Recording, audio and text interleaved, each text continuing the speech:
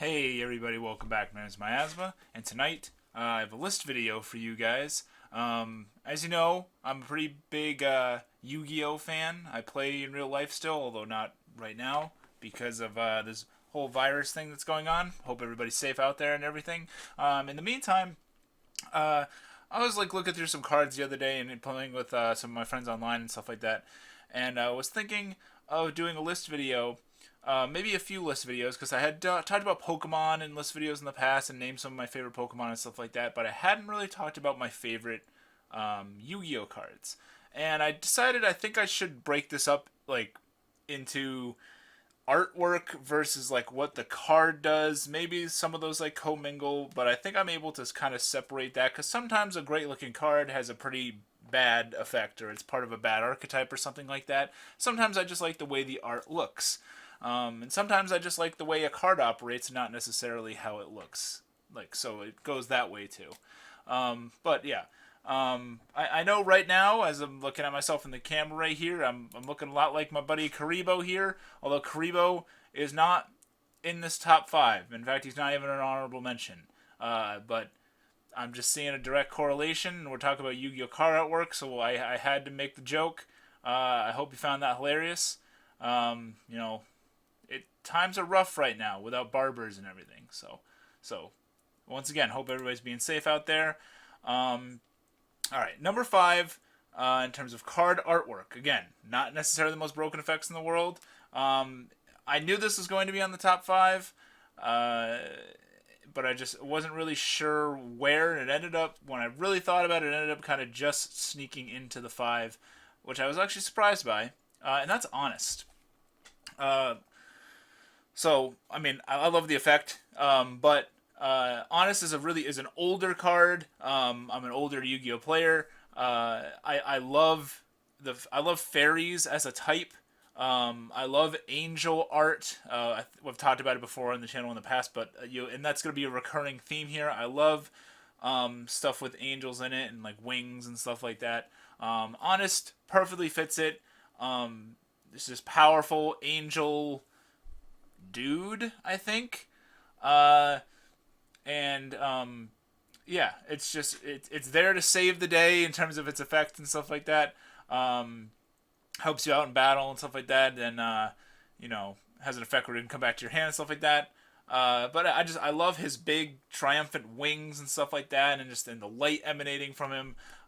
Always thought that Honest is a really cool card. To this day, I still do not own a ghost rare Honest, which is something that I really want. These are hard to come by, especially in good condition, and you're going to pay a pretty penny for these, which is one reason why I have not picked them up yet. Honest is also not a very like meta relevant card in today's Yu-Gi-Oh, so it's kind of not really worth the money at the moment. But I think before I ever like quit the game or something like that, if there are cards that I would want to collect and keep forever, I would definitely want at least one copy of Ghost Rare Honest. So anybody out there who's watching this, and you have a Ghost Rare Honest that you're trying to get rid of for a cheap price, I'm your guy. Um, Number four, this is a recent discovery of mine. Shout outs to my buddy and supporter of the channel Warpbait for showing me this archetype, and then when I really got into the artwork, it actually spawned me like the idea of me making this video. Weather Painter Rainbow. This is a beautiful card. Again, another fairy type, light attribute. All the weather painters are this whole like archetype of these like little like fairy beings that literally paint the weather of the world, and she's the boss monster of them. And she's I love the hair. I love the fact that she's a secret rare. I love the little the paint things. I don't know what the term would be for somebody's gonna butcher me in the comment section below because I don't know what my terminology is with this. But all of her things, the canisters or whatever of paint that she has, I like the little brush thing. She's got the little thing that holds the paint. But yeah, I love it, and the rainbow effect is also in her hair. I don't know. I love everything about how this card looks. Um, I do wish that the card had a little more of like a background. Like I get it, it's a secret. Like it looks like a certain way, but Everything else I love about it. Love the hair, love the style, love her outfit, her clothing. Yeah, love everything about this card's art. Really, really beautiful card. Thank you again to Warp.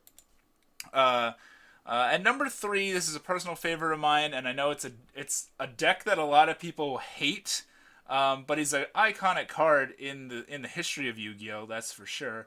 Psy-Frame Lord Omega. I love Psy-Frames in general. They're a very hated upon archetype, as I previously mentioned. Not very good. They're known for being very kind of trolly and defensive. Omega is also a trolly card. He is limited to one by the rules of the Forbidden List. You can only play one copy of him.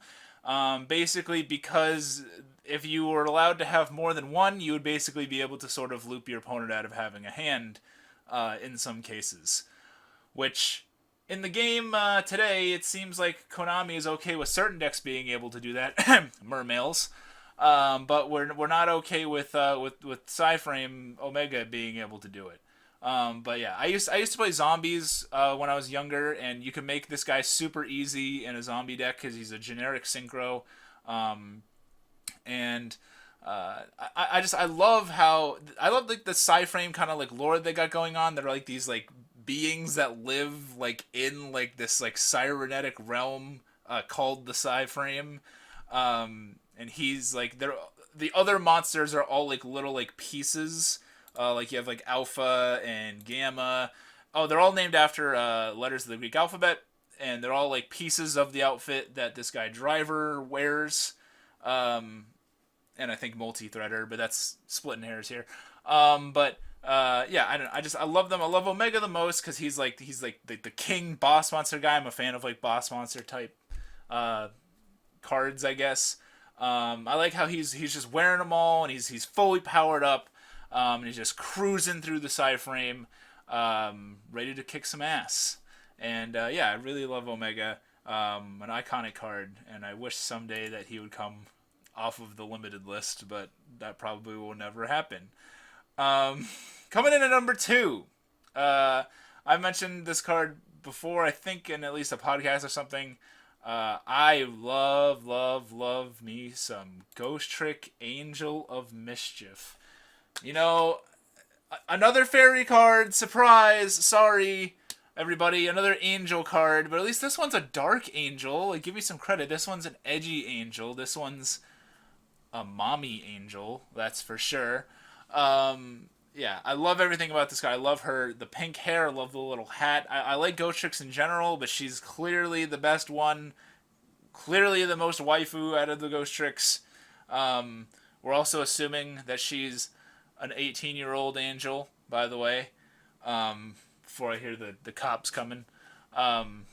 Chris Hansen asked me to take a seat. But no, she's an 18-year-old angel. She actually has a win condition. I know I said I wouldn't really talk about effects, but I've talked about the effect of like every card in this list. So sorry. She has an automatic win condition that you're never gonna really get. But yeah, I love her design. I love her outfit. I love like the like gothy Lolita angel aspect to it. I like how it's a dark fairy, which is really cool. Usually when Konami tries to do like dark fairies, like it just goes overboard. Like Dark Lords, like Itchel has some good art, but I don't know. This one I think hits it like perfectly because she's like sweet. She's still mischievous, as the name would imply. I love her design all the way around. And then while doing research for this, I found whatever this is, and I had to share this. Man, that looks horrifying with my beard behind it. But Ghost Trick Angel of Mommy. That's what I would call that one. I got some honorable mentions here. Simoon the Poison Wind, Blackwing Simoon the Poison Wind, for obvious things. I like Miasma related stuff, and he's poisony. Look at him. Cosmic Fortress Golgar, because it's literally a freaking alien fortress that's like destroying a planet, and that's pretty badass. And the last honorable mention is Ecclesia, the Dragma Saint, or Sanctified Maiden of Dragma, whatever her OCG name is. I you know, again, it's another like cool light monster. I love the concept. This card, hasn't come out yet, and I can't wait to pick this deck up. I love like dogmatic, like religious art, if that makes sense. And this whole archetype is kind of like that, and she is like she's the only like waifu of the group. So I love her hammer. I love whatever that aura stuff is by the hammer. I like her outfit, the robe and the stole kind of thing that she has. But yeah, she's just an honorable mention for now. Because number one, this has always been my favorite Yu-Gi-Oh card art, and it's interesting because nobody ever pays attention to this card. This card sucks in any sort of competitive play. It was only really used by a Shizu, I think, in like one of the video games. I don't even know if it was ever in the anime. And I haven't really ever used it in a deck besides in a video game because it's awful. But I love Soul of Purity and Light. Again, a fairy. Again, a light. Again, an angel. I apologize. I tried to mix it up with like Omega, guys. I had Omega in there. I had Samoon the Poison Wind in there. I had Cosmic Fortress Golgar in there. But none of those are a literal guardian angel spirit, which I love. I love the concept of this guardian angel. I don't know who this dude is. He's just some guy. I don't think he's from any other card. He's got like weird red eyes going on, like he's one of like the infected in Resident Evil 4. But I love her like design. Her effect is terrible, and she's not really any good at all. But I love the concept. I would love a mat with this on it, which I'm sure exists. I probably get some bootleg one from like China or something like that. But I would love like fan art of this, just like a drawing. My Miasma avatar or a Miasma avatar with replacing this guy, whoever this dude is. I would like to be that dude, please. I would like a nice, pretty guardian angel lady. Come on. I'm nicer than this guy. This guy's... he has a weird ear. Look at him. Whatever. Don't look at him. Look at her. She's more important, alright?